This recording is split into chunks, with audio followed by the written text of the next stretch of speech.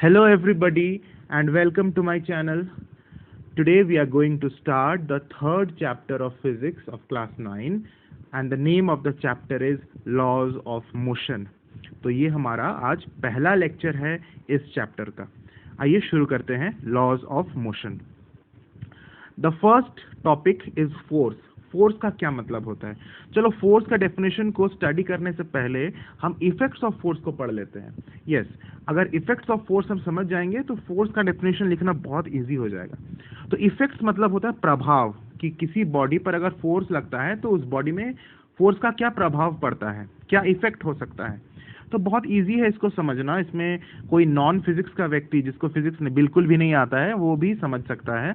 एक रिक्शा चालक जो रिक्शा चलाता है वो भी अगर अपना रिक्शा को क्या करता है, फोर्स अप्लाई करता है, तब वो रिक्शा मूव करता है. यानी फोर्स का एप्लीकेशन, फोर्स का यूज दुनिया का हर व्यक्ति करता है अपने कामों में, चाहे उसको फिजिक्स वो जिंदगी में कभी पढ़ाई किया हो या नहीं किया हो, लेकिन एप्लीकेशंस ऑफ फोर्स या इफेक्ट्स ऑफ फोर्स सबको पता है.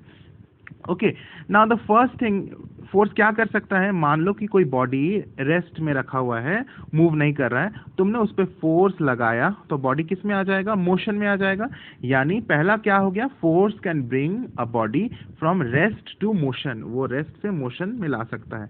पहला पॉइंट क्लियर है कि रेस्ट से मोशन में बॉडी को लाया जा सकता है जब फोर्स में हम रखते हैं. तो सेकेंड पॉइंट क्या हो गया, very simple to understand. Second point क्या है कि कोई बॉल है तुम्हारे तरफ आ रहा है, मतलब कि बॉल ऑलरेडी मोशन में है और तुम यहाँ पे खड़े हो, तुमने फोर्स लगाया बॉल को और बॉल रुक गया. बॉल को तुमने रोक दिया फोर्स लगा के, यानी मोशन में था बॉडी, अब फोर्स लगा के तुम उसको रेस्ट में ला दिए. ये भी पॉसिबल है, यानी opposite is also possible. Second point is clear. Motion to rest, यानी a body which is in motion can be brought to rest by applying force. ठीक है, सेकेंड पॉइंट क्लियर है. देखो मैंने यहाँ पूरा फुल सेंटेंसेस में नहीं लिखा है, मैंने बस लिखा है rest to motion, motion to rest. लेकिन अगर एग्जाम में आया तुम्हारा कि राइट 3 इफेक्ट्स ऑफ फोर्स या 4 इफेक्ट्स ऑफ फोर्स, तुम्हें पूरा सेंटेंस लिखना होगा. You should not write only rest to motion, then you will not get marks. You have to write that force can bring a body from rest to motion. Second point, force can bring a body from motion to rest. तो full sentences में तुम लिखना, मैंने बस keywords को लिखा है. Third point क्या है, change the direction of a moving body. बहुत अच्छी बात है कि कोई बॉल तुम्हारे तरफ आ रहा था, ball was coming to you, इसका डायरेक्शन तुम्हारे तरफ था, लेकिन तुमने क्या किया, उसका डायरेक्शन चेंज कर दिया, उसको जस्ट हिट कर दिया अलग साइड, अलग डायरेक्शन में, एक अलग दिशा में, और बॉल अब दूसरा डायरेक्शन में मूव करने लगा.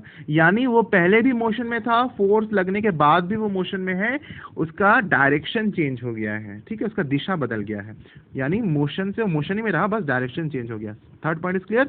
Fourth point is very simple to understand. It can change the speed of the body. हो सकता है कि बॉल तुम्हारे तरफ आ रहा था, तुमने उसको रोकने की कोशिश की, लेकिन बॉल पूरी तरह से नहीं रुका, the ball did not come to rest, but उसका स्पीड क्या हो गया, कम हो गया. वो स्टिल मूव कर रहा है, लेकिन अब उसका डिक्रीज्ड, कम हो गया speed. With a decreased speed it is still moving, that means it can change the speed. या फिर ऐसा भी हो सकता है कि तुमने बॉल मूव कर रहा था, तुमने उसको और ज्यादा जोर से मार दिया तो उसका स्पीड इंक्रीज कर गया. तो मोशन में था, फिर फोर्स लगने के बाद भी वो मोशन में है, उसका स्पीड इंक्रीज हो गया. यानी फोर्स लगने से स्पीड इंक्रीज या डिक्रीज कर सकता है. So we have written it can change the speed of a moving body. ऐसा भी हो सकता है कि उसका दोनों चीज चेंज कर जाए, उसका डायरेक्शन भी चेंज कर सकता है, eight the same time speed भी चेंज कर सकता है. ऐसा तो इसीलिए ये मत सोचना कि any of the 5 will take place, ऐसा नहीं है. Any one will not take place, more than one can also take place. ऐसा बिल्कुल हो सकता है कि डायरेक्शन भी बॉडी का चेंज हो जाए और उसका स्पीड भी चेंज हो जाए. और फिफ्थ पॉइंट क्या है, change the dimensions of the body. उसका डायमेंशंस का मतलब क्या होता है, शेप एंड साइज. बॉडी का शेप एंड साइज भी चेंज हो सकता है. तो तीनों पॉइंट्स एक साथ भी हो सकता है. This is also possible. So change the shape and size का एग्जांपल कैसे समझेंगे. तुम्हारे पास एक स्पंज है, स्पंज को तुमने फोर्स लगाया चारों तरफ से, स्पंज कॉम्प्रेस हो गया, ठीक है, दब गया, यानी उसका शेप एंड साइज चेंज हो गया. तो इसी को हम क्या बोलते हैं, the dimensions of the body can change. और एक एग्जांपल लो, तुम्हारे पास रबर बैंड है, रबर बैंड को तुमने दोनों तरफ से खींचा, पुल किया, तो रबर बैंड लंबा हो गया, यानी उसका शेप बदल गया. फोर्स लगने के बाद उसका शेप एंड साइज चेंज हो सकता है. एक स्प्रिंग है, स्प्रिंग को तुमने क्या किया, कॉम्प्रेस कर दिया, दोनों तरफ से दबा दिया, कॉम्प्रेस हो गया, उसका शेप एंड साइज चेंज हो गया, या उसको दोनों तरफ से खींच दिया, इलोंगेट कर दिया तो वो एक्सपैंड कर गया। तो इसमें भी बहुत सारे एग्जांपल्स है कि बॉडी का शेप एंड साइज भी चेंज कर सकता है। I hope all the 5 effects are clear to you. समझना ज़्यादा इंपॉर्टेंट है रटने से ज़्यादा, क्योंकि एक बार अगर समझ जाओगे तो इसको तुम अपने से लिख सकते हो सोच सोच के। तो generally there are 5 effects of forces. Now इन्हीं पांचों इफेक्ट्स से हम डेफिनेशन बनाते हैं फोर्स का। अब आते हैं डेफिनेशन की तरफ। Force is that physical cause. Force एक ऐसा कॉज है, कारण है। कॉज मतलब कारण, जिस कारण से क्या होता है, विच चेंजेस और टेंड्स टू चेंज, जो चेंज कर देता है या चेंज करने की कोशिश करता है। किसको? ईदर द साइज और शेप ऑफ द बॉडी, या तो बॉडी का साइज या शेप को चेंज करता है या चेंज करने की कोशिश करता है, और द स्टेट ऑफ रेस्ट और the state of motion of the body, या तो उसका स्टेट ऑफ रेस्ट को चेंज करता है या स्टेट ऑफ मोशन को चेंज करता है। स्टेट ऑफ रेस्ट को चेंज करना मतलब कि वो रेस्ट में था, अब उसको मोशन में ला दिया गया, रेस्ट से हम मोशन में ला दिए, तो हमने क्या किया, बॉडी का स्टेट ऑफ रेस्ट चेंज कर दिया। और स्टेट ऑफ मोशन को चेंज करने का मतलब क्या होता है कि वो बॉडी मोशन में था, उसको हम रेस्ट में ला दिए, या फिर मोशन में था, उसका डायरेक्शन को हम चेंज कर दिए, या फिर मोशन में था और या उसका हम स्पीड को चेंज कर दिए। ये तीनों में से तीनों केस को हम क्या बोलेंगे कि बॉडी का स्टेट ऑफ मोशन चेंज हो गया। उसका स्पीड चेंज होना भी बोलेंगे change of state of motion, उसका डायरेक्शन चेंज होना को भी हम बोलेंगे change of state of motion, और अगर वो मोशन से रेस्ट में आ जाता है then also we will say it change of state of motion. तो इसीलिए ये एक ही डेफिनेशन में हमने पांचों इफेक्ट्स ऑफ फोर्स को डाल दिया कि या तो स्टेट ऑफ रेस्ट चेंज कर जाएगा, या फिर उसका स्टेट ऑफ मोशन चेंज कर जाएगा, या उसका शेप एंड साइज चेंज कर जाएगा, और अगर चेंज नहीं करेगा तो टेंड टू चेंज, चेंज करने की कोशिश जरूर करेगा। ये टेंड टू चेंज इसलिए लिखा गया क्योंकि कभी कभी क्या होता है, फॉर एग्जाम्पल कि तुम अपना घर का दीवार है, दीवार को तुम धक्का दे रहे हो, फोर्स लगा रहे हो, ठीक है, लेकिन क्या इस दीवार पर तुम्हारे फोर्स लगने से कोई मोशन आता है? तो मोशन नहीं आता है, बिल्कुल ये दीवार मूव नहीं करता है, ना ही उसका शेप एंड साइज चेंज होता है, लेकिन क्या होता है, we will still call that force is applied. यानी ये जरूरी नहीं है कि उसमें स्टेट ऑफ चेंज, उसमें स्टेट ऑफ रेस्ट में चेंज आ ही जाए या उसका शेप साइज चेंज हो ही जाए, ऐसा जरूरत नहीं है। कभी कभी हो सकता है कि चेंज ना करे, लेकिन चेंज करने की कोशिश तो जरूर की गई है ना। तो force has tended to change the shape and size of this object, of this wall. तो ये भी इसीलिए डाल दिया गया है कि इट कैन चेंज और टेंड टू चेंज, यानी it tries to change. I hope the definition of force is very clear. ये तुम्हारे बुक का डेफिनेशन है, इसको कॉपी में लिख लो, साथ ही साथ इफेक्ट्स ऑफ फोर्स को भी लिख लेना। Okay, now moving to the next topic. जो फर्स्ट पार्ट है, ये जो चैप्टर हम पढ़ रहे हैं ना, लॉज ऑफ मोशन, ये चैप्टर तुम्हारा I think how many parts में डिवाइड किया गया है। This chapter is divided into 4 parts. Okay, it is very big chapter, rather it is more than 4 parts. It is continuing to 5 parts. A से E तक इसको continue किया गया है। Okay, so no, हाँ, yes, A to E से 5 parts में divide किया गया है। तो आज हम पार्ट A को हम कंटिन्यू कर रहे हैं, पार्ट A को हम पढ़ रहे हैं।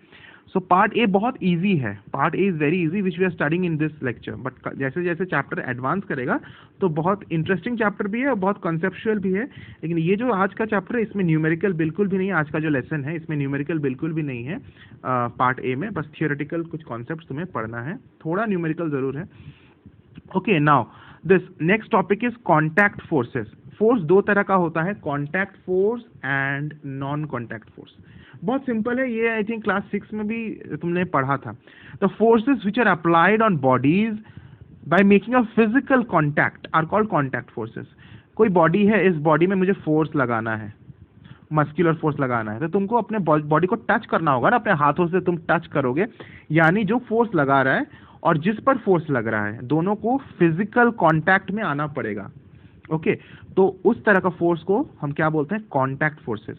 यानी the force which are applied on the body by making a physical contact is called are called contact forces. इसका एग्जांपल बहुत सिंपल है, अभी अभी जो एग्जांपल मैंने बताया मस्कुलर फोर्स, तुमने जो अपना मस्कुलर फोर्स लगाया, ये क्या हो गया, एक एग्जांपल हो गया कॉन्टैक्ट फोर्स का।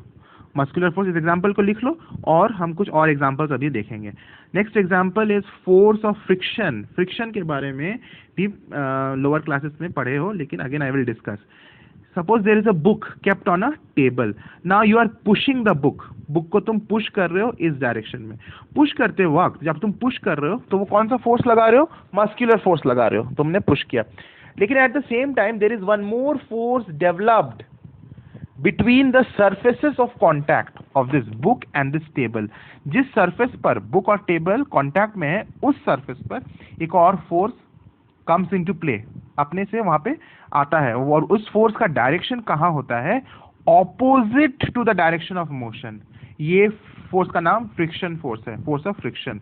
फ्रिक्शनल फोर्स भी बोलते हैं या फोर्स ऑफ फ्रिक्शन बोलते हैं या सिंपली फ्रिक्शन भी बोलते हैं। इसमें याद रखना है कि फ्रिक्शन का जो डायरेक्शन होता है वो हमेशा opposite to direction of motion. Body जिस डायरेक्शन में मूव कर रहा है उसका उल्टा डायरेक्शन में फोर्स ऑफ फ्रिक्शन का डायरेक्शन होता है। देखो फोर्स की जब हम बात कर रहे हैं तो उसमें डायरेक्शन का कॉन्सेप्ट बहुत इंपॉर्टेंट है। मैं पहले भी बताया था कि force is a vector quantity, तो उसमें डायरेक्शन बहुत इंपॉर्टेंट है। तो ये चीज याद रखना कि फ्रिक्शन का direction is always opposite to the direction of motion. तो ये भी कांटेक्ट फोर्स है क्योंकि एक्चुअल कांटेक्ट हो रहा है, बुक और टेबल के बीच एक एक्चुअल फिजिकल कांटेक्ट हो रहा है, तभी ये फोर्स आ रहा है, इसीलिए फ्रिक्शन फोर्स भी हमारा कांटेक्ट फोर्स है। नेक्स्ट जो फोर्स हम पढ़ने वाले हैं नॉर्मल रिएक्शन फोर्स, बड़ा इजी फोर्स है, ठीक है, इसको कॉम्प्लिकेट मत करना। नॉर्मल रिएक्शन फोर्स क्या सिंपल फोर्स है। मान लो कि एक टेबल है, पहले इस डायग्राम को समझने से पहले मैं जो एग्जांपल दे रहा हूं उसको समझो। एक टेबल है, टेबल के ऊपर एक बॉक्स रखा हुआ है, this is a box kept. Now this box has some weight, no doubt this box has some weight, और this weight किस वेट का डायरेक्शन किस तरफ है? नीचे की तरफ है। यानी ये बॉक्स क्या कर रहा है? इस टेबल पर एक फोर्स लगा रहा है, ठीक है, इसमें कोई डाउट नहीं है कि ये बॉक्स इस टेबल पर, टेबल के सरफेस पर एक फोर्स लगा रहा है।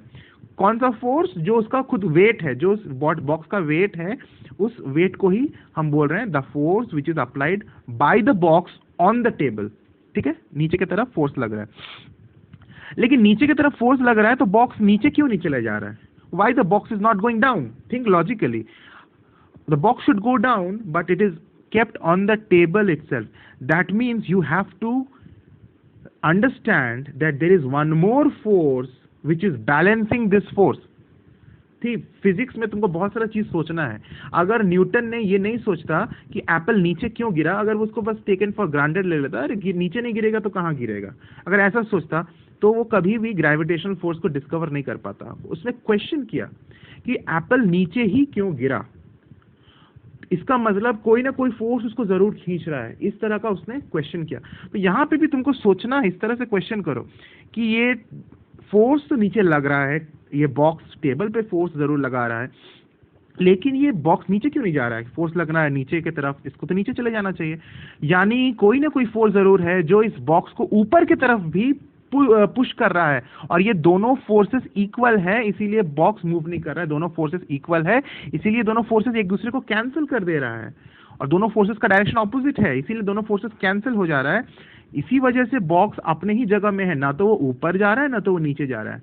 ये जो फोर्स है जो ऊपर के डायरेक्शन की तरफ है, ये फोर्स कौन लगा रहा है? Who is applying the force? Now this force is applied by this table. Yes, you heard it right. This force जो ऊपर की तरफ लग रहा है, बॉक्स पर लग रहा है, is applied by the table, और ये फोर्स को हम क्या बोलते हैं? नॉर्मल रिएक्शन फोर्स, क्योंकि ये एक रिएक्शन का फोर्स है।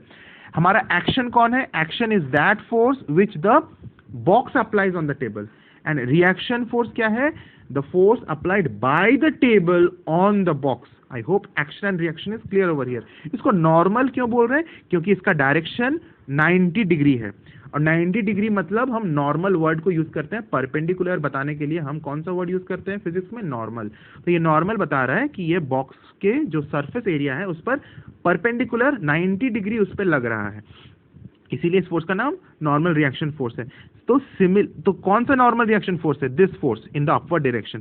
Similarly the example now which is given in your book, एक हाथ पाम है, यानी तुम हाथ में तुमने एक बॉक्स को तुमने रखा है, एक ब्लॉक ऑफ वुड है, चाहे ब्लॉक ऑफ एनी मटेरियल तुमने हाथ में रखा है, तो एक फोर्स नीचे की तरफ लग रहा है, this is the force due to the weight of the block on your palm. I hope this is clear. Force which is downwards is due to the weight of the block on your palm.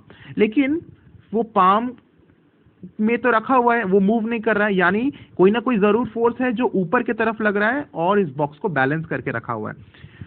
तो who is applying that second force, that reaction force? Yes, your palm is applying on the box, on the block. तो उसको हमने क्या लिखा, जो red से लिखा, reaction force on the block due to palm. I hope this is very simple to understand. ठीक है, इसमें थोड़ा सा फिजिक्स का दिमाग तुमको लगाना है, फिजिसिस्ट साइंटिस्ट बन के थोड़ा सोचना है, तुम समझ जाओगे क्वेश्चन करके कि ये अपने से क्वेश्चन माइंड में तुम्हारा आएगा कि ऐसा क्यों हो रहा है, then you will able to understand normal reaction force क्या है। नेक्स्ट जो अच्छा, ये जो फोर्स है नॉर्मल रिएक्शन फोर्स, ये कॉन्टैक्ट फोर्स क्यों है? क्योंकि एक्चुअल कॉन्टैक्ट हो रहा है ब्लॉक और पाम के बीच में, इसीलिए normal reaction force is a contact force. Next force, force of tension. ठीक है, इसमें तुमको टेंशन लेने की कोई जरूरत नहीं है क्योंकि ये भी बहुत सिंपल फोर्स है, इसका नाम है force of tension. Okay, now you see it is very similar to normal reaction force, rather it is a type of normal reaction force only, rather it is exactly normal reaction force only, लेकिन हमने इसको थोड़ा सा अलग topic में पढ़ाई किया ताकि तुमको इजीली समझ में आए। वैसे ये force of tension is also normal reaction force only.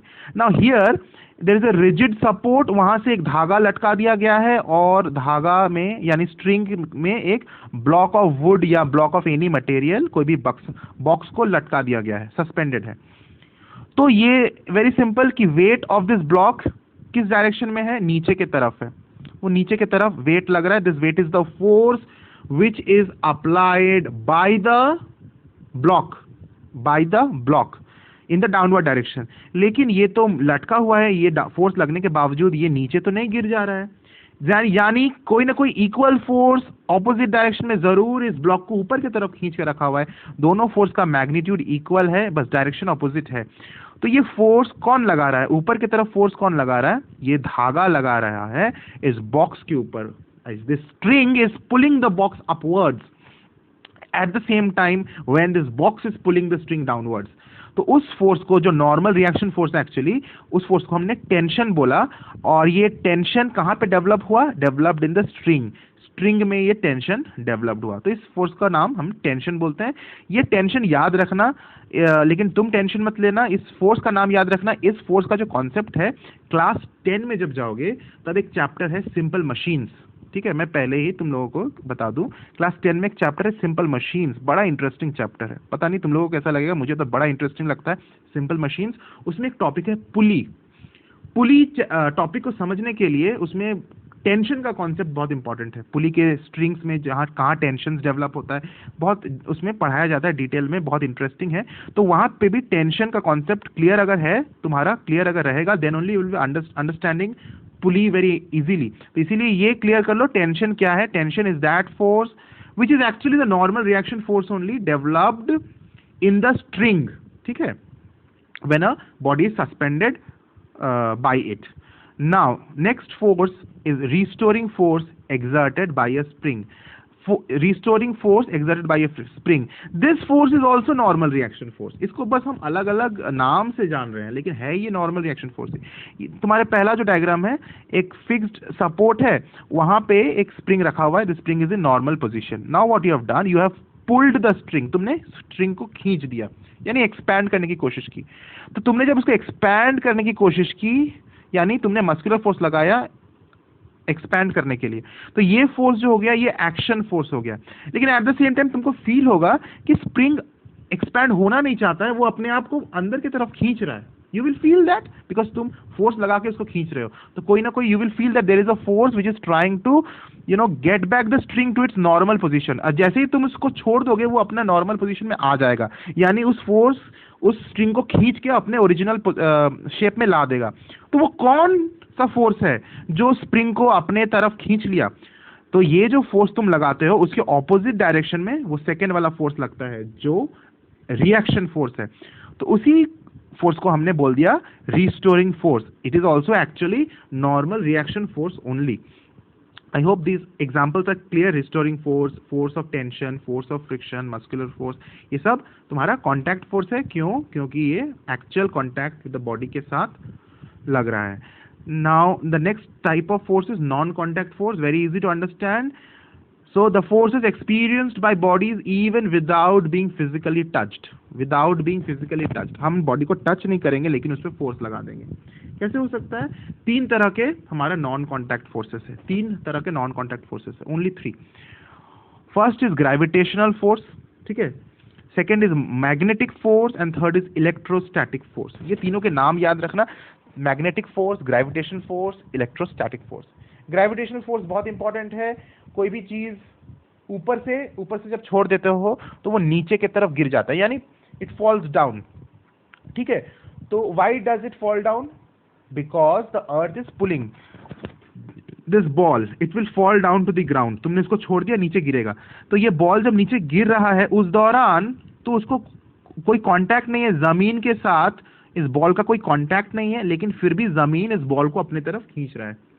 Means even without being in contact, this earth is applying force on this ball and pulling the ball towards itself. So without being in physical contact जब force लग रहा है तो हम क्या बोलेंगे उसको? Non contact force. कौन सा फोर्स एक्चुअली ये अर्थ इस पे लगा रहा है? Gravitational force. I hope this is clear. Next is magnetic force. एक मैग्नेट है. वो मैग्नेट क्या किया?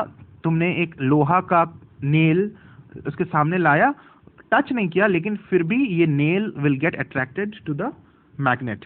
क्यों? क्योंकि ये नेल को ये मैग्नेट ने अपनी तरफ खींच लिया. जब वो खींच रहा है उस समय उसमें कोई कांटेक्ट नहीं है दोनों के बीच में, लेकिन then also force is being applied. तो हम बोलेंगे this is non contact force. Magnetic force is a non contact force. Similar thing happens when you bring 2 unlike poles of a magnet, they attract each other. Similar thing happens when you bring 2 like poles. तो like poles अगर magnet का लाएंगे north को तो वो repel करेगा.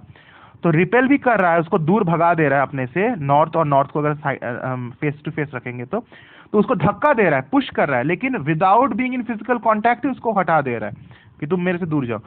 But without being in physical contact, तो वो भी एक नॉन कॉन्टैक्ट फोर्स है. यानी मैग्नेटिक फोर्स को हम नॉन कॉन्टैक्ट फोर्स बोल सकते हैं. इलेक्ट्रोस्टैटिक फोर्स क्या है? This is the force due two charges. जब बॉडी को चार्ज्ड पार्टिकल्स है, चार्ज्ड पार्टिकल्स के बीच में एक फोर्स ऑफ अट्रैक्शन और रिपल्शन हो सकता है. जैसे अगर 2 पॉजिटिवली चार्ज्ड पार्टिकल्स है तो दोनों पॉजिटिव चार्ज पार्टिकल्स रिपेल करेगा. Like charges repel each other. As like poles of a magnet repel each other, उसी तरह like charges also repel each other. And एक पॉजिटिव और एक नेगेटिव चार्ज है, दोनों अट्रैक्ट करेगा, इसको खींचेगा. तो ये जो अट्रैक्शन है, दिस अट्रैक्शन और this repulsion between the charges is known as electrostatic force. ठीक है. So we will study now examples of non contact force. Gravitational force जो मैंने ऑलरेडी बोला, क्या लिखा हुआ है? In universe each particle attracts other particle due to its mass. देखो, दुनिया में कोई भी पार्टिकल अगर है वो एक दूसरे पार्टिकल के ऊपर फोर्स लगाता है, अट्रैक्टिव फोर्स लगाता है. Yes, it is fact, it is a fact. ऐसा बात नहीं है कि सिर्फ अर्थ का ही ग्रेविटेशनल फोर्स होता है. इवन तुम्हारा अपना एक ग्रेविटेशनल फोर्स है, तुम्हारे बुक का एक ग्रेविटेशनल फोर्स है. ये बुक सभी चीजों को अपनी तरफ खींच रही है, तुम सभी चीजों को अपनी तरफ खींच रहे हो. But why we are not moving to each other? Because that force is very less as compared to the force of the gravitational force of the earth. क्योंकि ये जो फोर्स है ग्रेविटेशनल फोर्स, ये मास ऑफ द बॉडी पे depend करता है. तो हम लोग का जो मास है as compared to the mass of the earth is very very negligible. बहुत नेग्लिजिबल मास है.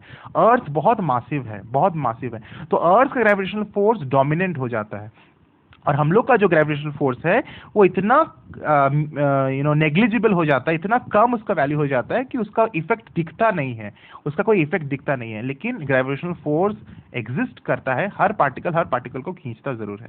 इसीलिए क्या लिखा हुआ है? यहाँ लिखा हुआ है ड्यू टू इट्स मास. इसके मास के वजह से, इस चीज को याद रखना.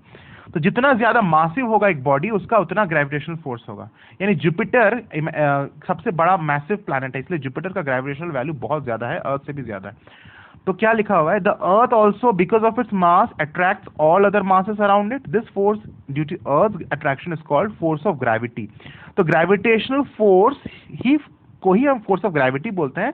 स्लाइट डिफरेंस है, एकदम ज्यादा कोई डिफरेंस नहीं है. ग्रेविटेशनल फोर्स हम जनरल टर्म है, कोई भी पार्टिकल किसी भी पार्टिकल को अट्रैक्ट करता है उसके मास की वजह से, उस फोर्स को हम ग्रेविटेशनल फोर्स बोलते हैं. लेकिन जब हम अर्थ स्पेसिफिकली हम अर्थ का ग्रेविटेशनल फोर्स की बात करेंगे तो उसको हम फोर्स ऑफ ग्रेविटी बोलते हैं, या वेट ऑफ द बॉडी भी बोलते हैं. उस बॉडी का वजन is only the amount of force of gravity which is applied on that body. So I hope this is clear, and this is a non-contact force. Now next type of forces, this is also we have just now discussed, electrostatic force. It is also a non-contact force. Two like charges repel while two unlike charges attract each other. कोई doubt नहीं है, मैंने बोला the force between the charges is called electrostatic force.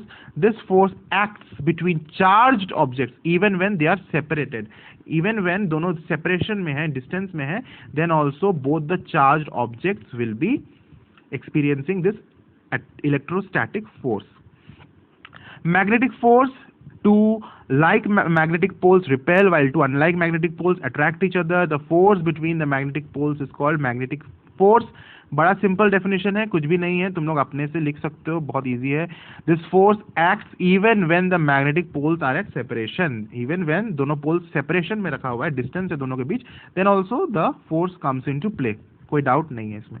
अब एक चीज समझो, बताओ तो इलेक्ट्रो, अपने से बताओ, electrostatic force is a attractive force or a repulsive force, or it is both, attractive and repulsive both. तो ये attractive repulsive दोनों हो सकता है. यानी अगर हम like charges प्लस प्लस को रखेंगे तो ये रिपेल कर देगा, दोनों एक दूसरे को रिपेल करेगा. तो रिपल्सिव हो गया कि मेरे से दूर जाओ, रिपेल हो जाएगा. या नेगेटिव नेगेटिव को भी रखेंगे तो रिपेल हो जाएगा, लेकिन दोनों ऑपोजिट चार्जेस को रखेंगे तो अट्रैक्ट हो जाएगा. यानी electrostatic force can be attractive in nature, can be repulsive in nature. Magnetic force भी वही चीज है. नॉर्थ नॉर्थ को रखेंगे रिपेल कर देगा, साउथ साउथ को फेस करके रखेंगे रिपेल कर देगा, नॉर्थ साउथ को रखेंगे अट्रैक्ट कर देगा. यानी मैग्नेटिक फोर्स भी रिपल्सिव फोर्स हो सकता है, अट्रैक्टिव फोर्स हो सकता है. लेकिन gravitational force is always attractive in nature. इस चीज को याद रखना. तो एक एग्जाम में अगर ऐसा क्वेश्चन आ गया, name a non contact force which is always attractive in nature, तो तुम्हें क्या लिखना है? Gravitational force. Gravitational force is that force जो हमेशा बॉडी को अपनी तरफ खींचता है. ये एप्पल जमीन पे नीचे गिरा, कभी भी ग्रेविटेशनल फोर्स की वजह से एप्पल ऊपर की तरफ नहीं उसको पुश किया जाएगा. ग्रेविटेशनल फोर्स हमेशा अट्रैक्टिव ही होता है. और अगर एग्जाम में पूछ दिया, give example of a non contact force which can be attractive also, which can be repulsive also, तो ऐसा दो आंसर है तुम्हारे सामने. इलेक्ट्रोस्टैटिक फोर्स भी, मैग्नेटिक फोर्स भी इसका आंसर हो सकता है. क्लियर है? Now general character of non contact forces. Non contact forces का एक जनरल कैरेक्टर होता है. तो मैंने जो फर्स्ट पॉइंट बोला वो तो क्लियर है. The gravitational force is always of attractive nature, while electrostatic force and magnetic force can be either attractive और रिपल्सिव. फर्स्ट पॉइंट में कोई डाउट नहीं होना चाहिए, मैंने अभी एक्सप्लेन किया. सेकेंड पॉइंट क्या बोल रहे हैं? सेकेंड पॉइंट से क्वेश्चन भी बना है, अभी हम उस क्वेश्चन को डिस्कस भी करेंगे. सेकेंड पॉइंट से, सेकेंड पॉइंट एक फैक्ट बता रहा है. The magnitude of non-contact forces on two bodies depend on the distance of separation between them. क्या समझ में आया? कि अगर दो बॉडीज है, सपोज एक पॉजिटिवली चार्ज्ड बॉडी, दूसरा बॉडी को हमने भी पॉजिटिवली चार्ज ले लिया. एक एग्जांपल से समझ रहे हैं, दो पॉजिटिवली चार्ज्ड बॉडी है, दोनों के बीच में फोर्स ऑफ कोई ना कोई फोर्स एक्ट कर रहा है. तो ये जो फोर्स दोनों के बीच में एक्ट कर रहा है, फोर्स ऑफ रिपल्शन, ये फोर्स किस पे डिपेंड करता है? डिस्टेंस पे डिपेंड करता है. कौन सा डिस्टेंस? इन दोनों के बीच का डिस्टेंस पे डिपेंड करता है. और ये फोर्स डिस्टेंस का स्क्वायर का इनवर्सली प्रोपोर्शनल होता है. डिस्टेंस किसका? डिस्टेंस का स्क्वायर का इनवर्सली प्रोपोर्शनल होता है ये फोर्स. अब समझो, बड़ा इजी चीज है, देखो तुम समझ में आ जाएगा. मान लो कि यहाँ पे नॉर्थ पोल है और यहाँ पे तुम्हारा south pole of the magnet है. ठीक है? नॉर्थ पोल और साउथ पोल के बीच की दूरी सपोज फॉर एग्जांपल मैंने ले लिया 2 मीटर. ठीक है? 2 मीटर ले लिया और दोनों के बीच में कोई ना कोई फोर्स लग रहा है, खींच रहा है, दोनों अट्रैक्शन हो रहा है. मान लो वो फोर्स, फॉर एग्जांपल मैं एक रैंडम एग्जांपल ले रहा हूं, 10 न्यूटन का अट्रैक्टिव फोर्स जनरेट हो रहा है. ये नॉर्थ पोल और साउथ पोल एक दूसरे को अपने तरफ खींच रहा है. कितना फोर्स से? 10 न्यूटन का फोर्स से खींच रहा है. और दोनों के बीच का डिस्टेंस कितना है? 2 मीटर. अब मान लो मैंने ये डिस्टेंस बढ़ा दिया, मैंने ये डिस्टेंस 2 मीटर से 5 मीटर कर दिया. यानी दोनों नॉर्थ पोल और साउथ पोल को हम और ज्यादा दूरी पर रख दिए. तब तुम बताओ, ये जो फोर्स है जो 10 न्यूटन था, ये फोर्स इंक्रीज कर जाएगा कि डिक्रीज कर जाएगा? डेफिनेटली डिक्रीज कर जाएगा, क्योंकि डिस्टेंस तो बढ़ गया. यानी as the distance increases the force between them decreases, क्योंकि अभी काफी दूर चला गया है दोनों के बीच में, अब उतना इजीली खींच नहीं पा रहा है मैग्नेट एक दूसरे को, तो ये फोर्स डिक्रीज कर जाएगा। सिमिलरली तुम ऐसे बहुत प्रैक्टिकल एग्जांपल सोच सकते हो कि तुम्हारे पास एक लोहा का टुकड़ा है, जब मैग्नेट के काफी नजदीक उसको रखे हो तो वो उसको मैग्नेट इजीली खींच पा रहा है, यानी फोर्स बहुत ज्यादा है अगर डिस्टेंस कम है तो। लेकिन अगर तुमने इस लोहा का टुकड़ा को मैग्नेट से काफी दूर पे रखते हो, डिस्टेंस बढ़ा देते हो, काफी distance has increase, then what will happen to the force will decrease. यानी force and distance are inversely proportional, not directly proportional. Inversely proportional, directly proportional पता है तुम्हें? डायरेक्टली प्रोपोर्शनल मतलब कि अगर फर्स्ट टर्म भी इंक्रीज कर रहा है तो दूसरा टर्म भी इंक्रीज करेगा, ऐसा यहां नहीं होता है। यहां पे अगर फर्स्ट टर्म यानी फोर्स इंक्रीज कर रहा है तो डिस्टेंस हमारा डिक्रीज करना चाहिए, या डिस्टेंस अगर इंक्रीज कर रहा है तो फोर्स डिक्रीज करना चाहिए, मतलब उल्टा होना चाहिए। तो ये इनवर्सली प्रोपोर्शनल है। तो वो कैसा इनवर्सली प्रोपोर्शनल है? फोर्स इज डिस्टेंस का स्क्वायर का इनवर्सली प्रोपोर्शनल है। इसलिए क्या लिखा हुआ है? It varies as the square of distance of separation. It is clear? यहां लिखा हुआ है it decreases with the increase in separation and increases with as the separation decreases, ये मैंने बता दिया। और उसका स्क्वायर ऑफ डिस्टेंस के साथ वेरी करता है इनवर्सली। इसको समझने के लिए एक न्यूमेरिकल क्वेश्चन हम डिस्कस करेंगे, तुम्हारा क्लियर हो जाएगा। The separation between two masses is reduced to half.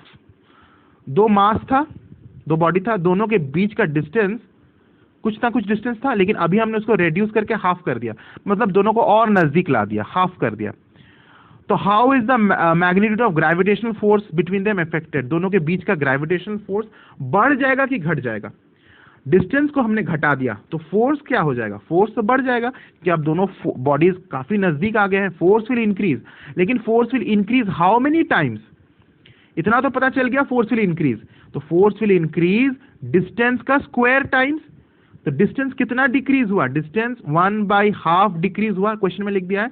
तो 1/2 का स्क्वायर करेंगे तो कितना आएगा? 1/4। ठीक है, तो 1/4 को अब हम उल्टा कर देंगे, क्योंकि इनवर्सली रिलेशन है ना, उसको उल्टा कर देंगे तो 4 हो जाएगा, यानी 4 टाइम्स फोर्स इंक्रीज कर जाएगा। ठीक है, तो डिस्टेंस अगर हम हाफ कर देते हैं तो हमारा फोर्स 4 टाइम्स हो जाएगा। तुमको आंसर में क्या लिखना है? Force increases by 4 times.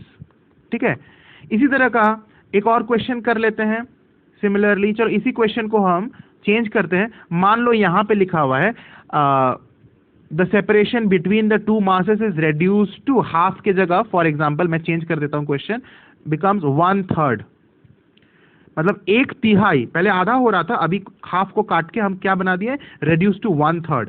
तब ग्रेविटेशनल फोर्स कैसे चेंज होगा? तो 1/3 का स्क्वायर करेंगे, कितना हो जाएगा? 1/9, यानी फोर्स 9 टाइम्स बढ़ जाएगा। उसका आंसर क्या हो जाएगा? Force will increase 9 times. ठीक है, और अगर सेम क्वेश्चन को हम थोड़ा चेंज करते हैं फिर से। Now next question, if the separation between two masses is increased, यहां पे इंक्रीज्ड मान लो हो गया, इंक्रीज्ड टू हाफ को हम काट के डबल कर देते हैं, इंक्रीज टू डबल, यानी कि पहले जितना तुम्हारा डिस्टेंस था, फॉर एग्जांपल तुम्हारे बीच दोनों बॉडीज के बीच का डिस्टेंस d था, अब हमने उसको बढ़ा के क्या कर दिया? दोनों को बॉडीज को और दूर दूर रख दिया और 2d बना दिया। अब डिस्टेंस हमने बढ़ा दिया तो फोर्स क्या हो जाएगा? डिस्टेंस बढ़ा दिया तो फोर्स घट जाएगा, डिस्टेंस बढ़ा दिया तो फोर्स घट जाएगा। तो फोर्स विल रेड्यूस, कितना रेड्यूस होगा? तो 2 टाइम्स हमने बढ़ाया तो हम 2 का स्क्वायर करेंगे और कितना आ जाएगा? 4। अब इसको हम उल्टा कर देंगे, यानी 1/4, यानी फोर्स विल बिकम 1/4। डिस्टेंस अगर हम डबल कर देते हैं तो फोर्स विल बिकम 1/4, पहले से 1/4 भाग वो घट जाएगा। आई hope this type of question अगर आएगा तुम कर सकते हो। ठीक है, ये तो एक एग्जाम्पल मैंने दिया, इस तरह का एग्जाम्पल्स आ सकता है एग्जाम में, क्वेश्चन आ सकता है, आई थिंक तुम कर लोगे।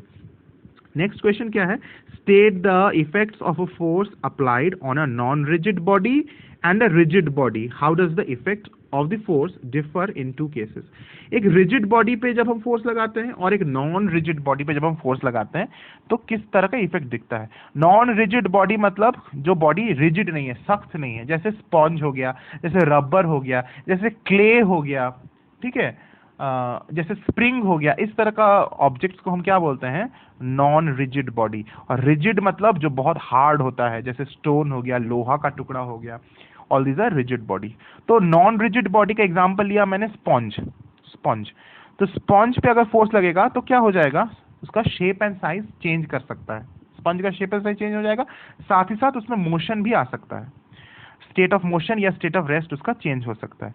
लेकिन अगर तुम एक लोहा का टुकड़ा लेते हो, ब्लॉक ऑफ आयरन, तो iron is a rigid body, उस पर फोर्स लगाएंगे तो उसका शेप एंड साइज चेंज नहीं करेगा, because it's a rigid body.